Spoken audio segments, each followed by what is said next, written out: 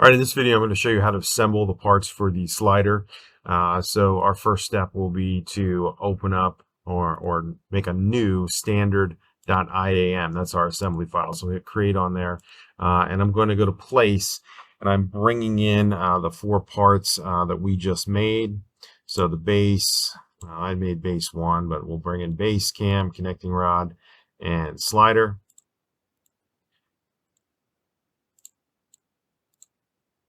And we'll hit open on that and drop those in. Zoom out. I'm going to hit escape there, so I only get one copy.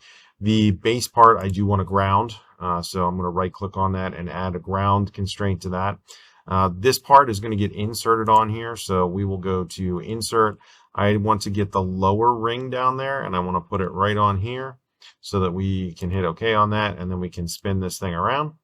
The next thing would be to get this yellow slider inside the groove here. This is going to take a couple of constraints. So I'm going to constrain this edge to this face in here, and I'll hit apply. And then I also need to constrain this bottom face to the bottom of the base. And at that point, this thing should be able to slide back and forth. You're now ready to put on your connecting rod. So when you bring your connecting rod over, you will again be using an insert to begin with. So you're going to grab like the bottom of this ring and you're going to stick it right there. You'll hit apply on that, and then just go back to the center line mate. You're going to grab this hole, and then you'll grab the hole that's down through the inside.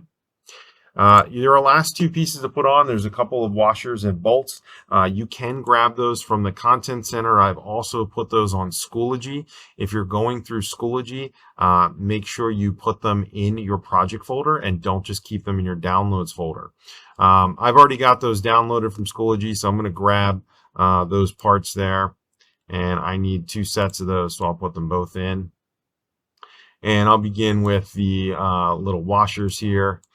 So I will use the insert tool for that. So I'm going to insert this washer right on that hole. We'll hit apply on that, and then we'll do another one down here, and we'll hit apply on that one as well. Make sure those washers are sticking up above your connecting rod, and then we're going to insert the bolts on top of the washer. So I want to get that ring, and I want to drop it right on top of the washer.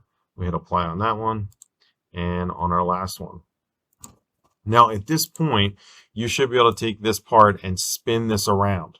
We're going to create a drive constraint, and that's what you're going to be graded on. So once you have your animation, you can call me over. I'm going to open up the cam and open up the origin. I want to look for a work plane that I can turn on. So in my case, I could do this one or this one. It wouldn't matter. So I'm going to turn the visibility on, and then I'm going to do an angle mate between this work plane and the edge of the part. So I'll constrain, go to angle, solution 1. I'm going to grab this work plane and then grab on this face. Once I do that, I can no longer freely rotate that because it's locked at 0 degrees. So I need to open up, if you haven't already, you open up the plus on your cam, and you're going to go down and find the angle you just placed on, and you're going to go to drive. Right now, it drives from 0 to 10 degrees. You're going to switch that to 360. You're going to open up this up here, and then you can make this go, let's say we're going to play it like 20 times, and we're going to hit play on that.